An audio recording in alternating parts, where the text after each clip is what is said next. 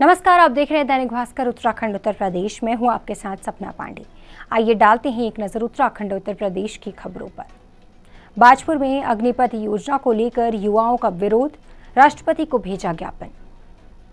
बाजपुर में केंद्र सरकार द्वारा आर्मी की 4 साल की भर्ती निकालने के विरोध में युवा छात्रों ने शहीद भगत सिंह चौक पहुंचकर जमकर हंगामा करते हुए राष्ट्रपति को संबोधित ज्ञापन एसडीएम आरसी तिवारी के माध्यम से भेजकर पुरानी भर्ती प्रक्रिया लागू की जाए, उम्र में 3 वर्ष की छूट दी जाए, पिछली भर्ती के एग्जाम कराने की मांग की। बाजपुर से हनीफ खान की रिपोर्ट।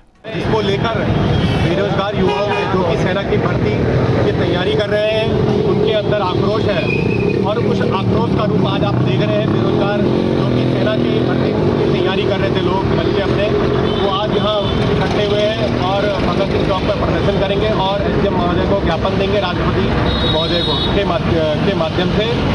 और इसके अलावा एक योजना और तैयार करिए, पीएमओ को ज्ञापन दिया जाएगा इसकी प्रति, और एक प्रति दी जाएगी रक्षा मंत्रालय को, क्योंकि आपने देखा पिछले 3 और 4 वर्षों से सेना की भर्ती नहीं हुई है, जिससे बेरोजगार युवाओं में बहुत ज़्यादा आक्रोश है।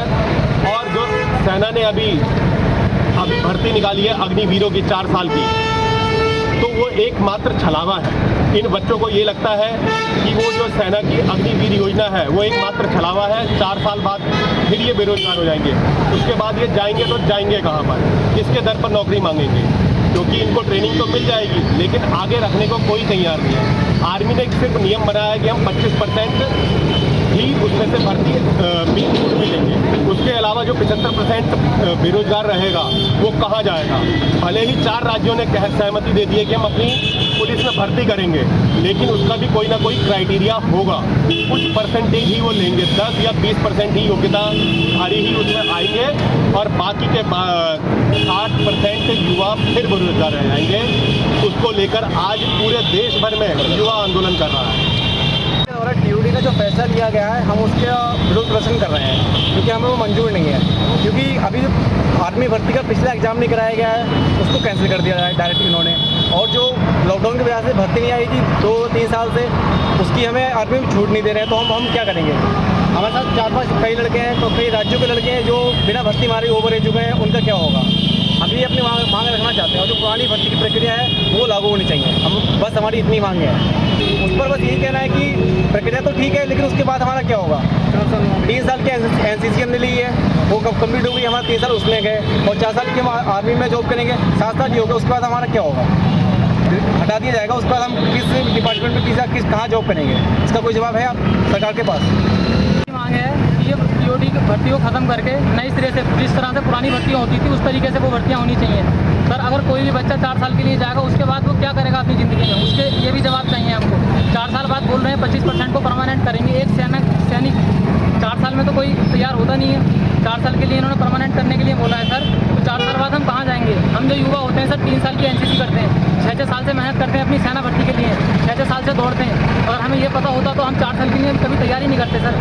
4 साल के लिए नहीं करते हम तैयारी कभी। 3 साल की हमने एनसीसी की है, उसके बाद 6-7 साल से हम मेहनत कर रहे हैं सर। सुबह 3 बजे उठता है एक सेना का जवान, जो बच्चा तैयारी करता है सेना का जवान सिर्फ सुबह 3 बजे उठता है।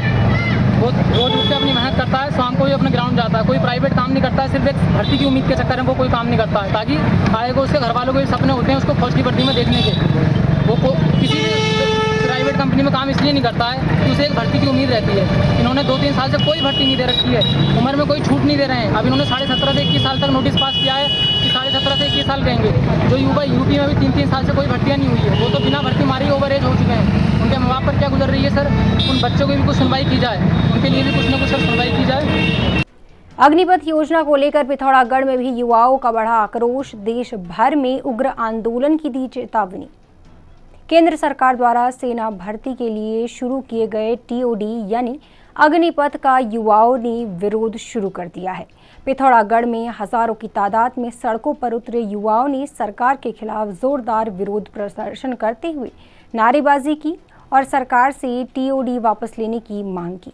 युवाओं का कहना है कि वे कई सालों से सेना भर्ती की तैयारी कर रहे हैं। ऐसे में सरकार ने पुरानी भर्ती को रद्द करके अग्निपथ योजना शुरू की, जो युवाओं के साथ सरासर अन्याय और धोखा है। साथ ही उन्होंने कहा कि अगर सरकार युवाओं के खिलाफ काम करेगी और उन्हें धोखा देगी तो वे पूरे देश भर में उग्र आंदोलन करने को बाध्य होंगे। पिथौरागढ़ से प्रदीप मेहरा की रिपोर्ट।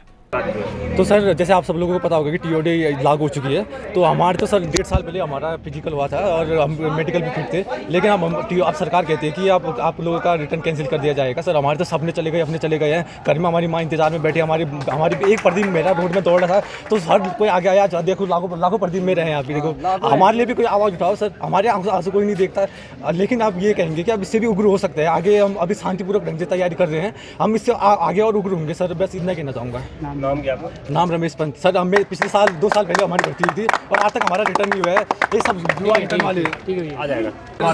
ओवर एज देखिए, आज जो यहाँ पर प्रदर्शन कर रहा है वो यहाँ के किसी संगठन ने नहीं किया है। यहाँ के जो पिथौरागढ़ के युवा हैं, जो होनहार युवा हैं, जो लगातार अपनी भर्ती की तैयारी कर रहे थे 3 साल से, लगातार वो अपनी प्रैक्टिस कर रहे थे कि आर्मी लिखित परीक्षा की वो बात कर रहे थे। लगातार हम 10 बार जिलाधिकारी कार्यालय आ गए ज्ञापन देने के लिए कि लिखित परीक्षा कराओ, लेकिन अचानक एक फरमान आता है कि लिखित परीक्षा कैंसिल हो जाती है, उसको रद्द किया जाता है। और आज यहाँ का जो युवा है वो ठगा हुआ और ऐसा ही अपने आप को महसूस कर रहा है। और हमारी एक ही मांग है, पूरे पिथौरागढ़ की एक ही मांग है, पिथौरागढ़ के युवाओं की एक ही मांग है कि जल्द से जल्द जो यहाँ का जो रिटर्न आर्मी का बचा है उस रिटर्न को करवाने की आप प्रयास करें। और केंद्र में जो बैठी हुई सरकार है, उस सरकार को थोड़ी शर्म आनी चाहिए कि जो जिन युवाओं से उनका हक छीनने का वो काम कर रही है। आपको हम एक चीज़ बताएं, जो युवा 2000 इससे पहले 2 या 3 साल पहले जो भर्ती दे चुके हैं, आज वो ओवर एज हो चुके हैं, उनके पास आज नौकरी का एक बहुत बड़ा तंज उनके सर पर है। हर एक युवा की जिम्मेदारी उसके परिवार में है। तो कहीं ना कहीं आज का युवा बहुत असहाय है और इस युवाओं के साथ हम युवाओं के साथ हम खड़े हैं। और युवा कांग्रेस की तरफ से मैं आपको बता दूं कि युवा कांग्रेस इनके साथ हर दम खड़ी रहेगी और पिथौरागढ़ के युवाओं के साथ चलते रहेगी। पूरे प्रदेश में विरोध के बीच सीएम धामी ने की प्रेस कॉन्फ्रेंस, कहा अग्निवीरों को राज्य में मिलेंगे खास अवसर। अग्निपथ योजना को लेकर विरोध के बीच सीएम पुष्कर सिंह धामी ने आज प्रेस वार्ता की। उन्होंने कहा कि युवाओं के लिए सेना में जाने का यह सुनहरा मौका है और इस योजना का सभी युवाओं को लाभ उठाना चाहिए। साथ ही उन्होंने कहा कि सेना की 4 साल की नौकरी के बाद युवाओं को भविष्य के लिए अन्य अवसर दिए जाएंगे। 4 साल की नौकरी के बाद सेवा निधि पैकेज मिलेगा। राज्य में नौकरियों में उन्हें विशेष अवसर मिलेगा। राज्य की विभिन्न सेवाओं में प्राथमिकता के आधार पर रोजगार के अवसर दिए जाएंगे। अग्निवीरों को पुलिस, अग्निशमन और आपदा प्रबंधन में रोजगार दिया जाएगा। सेवा नियमावली भी तैयार की जाएगी। हमारा होमगार्ड वाला होता है जिसको हम थोड़ा रिजर्वेशन देते हैं, हमारा रैंकर्स वाला भी होता है, डायरेक्ट वाला भी आता है। अब उस पर अगर अग्निवीर भी आएंगे तो आपको लगता है प्रेशर नए बच्चे के लिए बढ़ जाएगा जो तैयारी कर रहा है एसआई के लिए। उसके लिए हम सीटें भी तो बहुत ज़्यादा तो बढ़ा नहीं सकते हैं, तो ये चुनौती नहीं बनेगी आपके लिए? भाई नए चीज़ें बनेंगी उसमें। और आप देखिए, ऐसा है कि एक चीज़ शुरू हुई है। सबसे चाहता हूँ कि चूँकि हमारा राज्य जो है हमेशा से ओत रहा है, हमारी देश की रक्षा के लिए अपने प्राणों का आन बान शान और बलिदान देने का काम किसी ने सबसे ज़्यादा किया है, तो इस वीर भूमि के लोगों ने किया है। इसलिए वीर भूमि के आप लोग भी सब योद्धा हैं, सारे लोग सैनिक हैं। एक योजना हमारी शुरू हुई है, तो सबकी तरफ से जो है इसका होना चाहिए। देखिए, मैंने आपसे कहा कि पुलिस विभाग, हमारे यहाँ डीजीपी बैठे हैं, हमारी गृह सचिव बैठी हुई हैं, तो पुलिस विभाग है, आपदा प्रबंधन विभाग है, 4 धाम यात्रा है, हमारे जो आपदा प्रबंधन से जुड़े हुए अन्य विभाग हैं, उपनल है, ये जहाँ भी हम दे सकते हैं।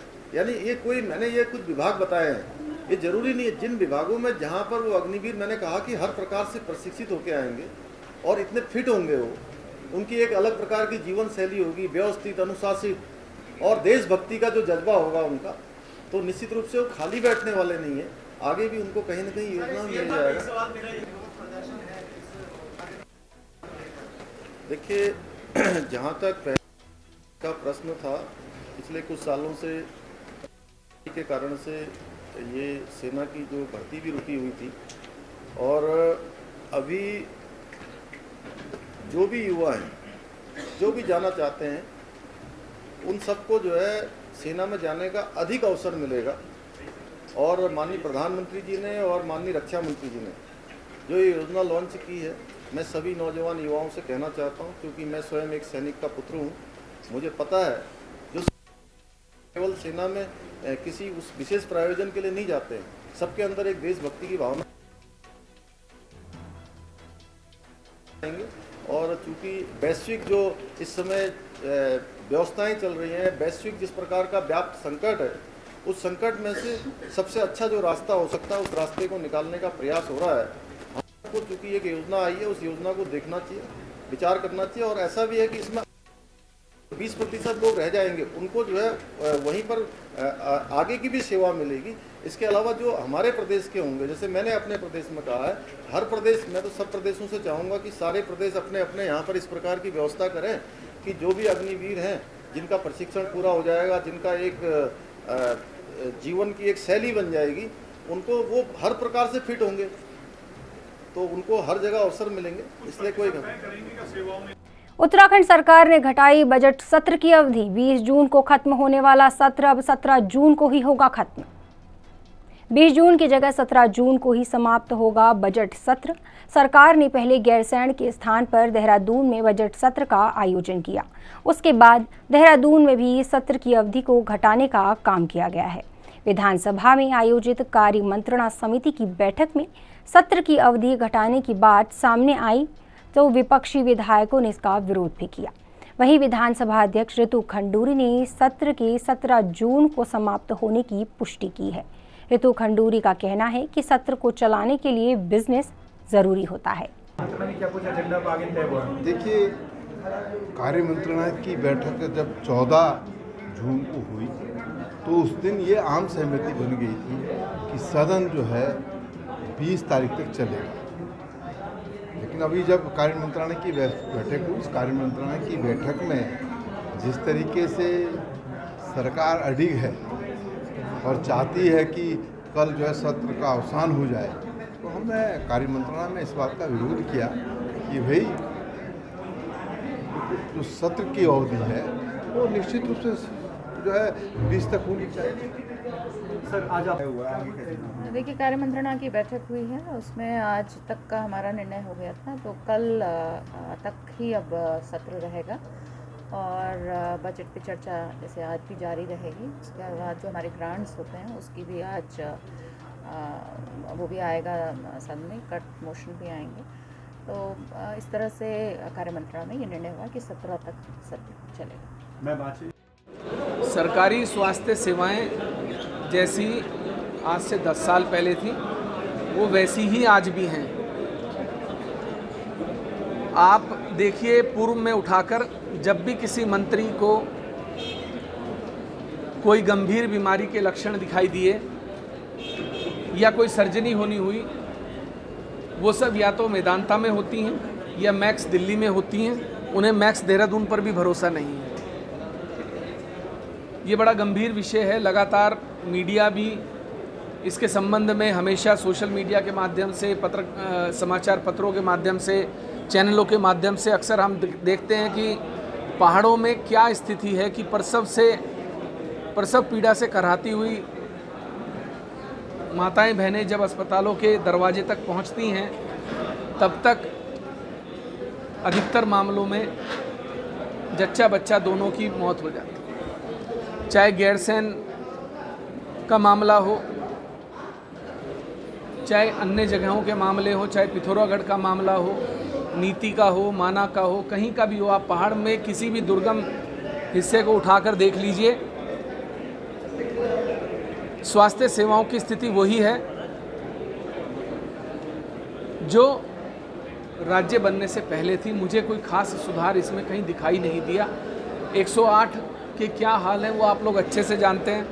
108 का जब संचालन जीवीके कर रहा था तो लगभग 1,36,000 रुपये प्रति माह एक गाड़ी का वो लेते थे। उसके बाद दूसरी कंपनी को इसका संचालन दे दिया गया लगभग 1,18,000 कुछ में। ये वही जीवनदायिनी है जिसमें लगभग 10,000 बच्चों ने जन्म लिया, जिनका जन्म स्थान 108 एम्बुलेंस कहलाता है। और आज इसकी दुर्गति देख लीजिए, आपको अक्सर कहीं ना कहीं कोई ना कोई धक्का लगाते हुए मिल जाएगा, या आपको ये सुनने में सोशल मीडिया के अन्य माध्यम से भी आता होगा कि साहब इतने टायर क्यों घिस गए, उतने टायर क्यों घिस गए। अगर अधिक टायर घिसेंगे तो ड्राइवर की तनख्वाह से पैसे काट लिए जाएंगे। गाड़ी में इतने से अधिक तेल लगेगा तो ड्राइवर की और जो संचालक हैं उनके तनख्वाह से पैसे काट लिए जाएंगे। तो जिसको हम जीवनदायिनी कहते थे बुलेटिन में आज के लिए बस इतना ही। जाने से पहले एक संदेश, कोरोना संक्रमण अभी खत्म नहीं हुआ है, तो इससे बचे रहने के लिए समय पर वैक्सीन लगवाएं, मास्क पहनें, सामाजिक दूरी का ध्यान रखें और बाकी खबरों के लिए देखते रहिए दैनिक भास्कर उत्तराखंड उत्तर प्रदेश।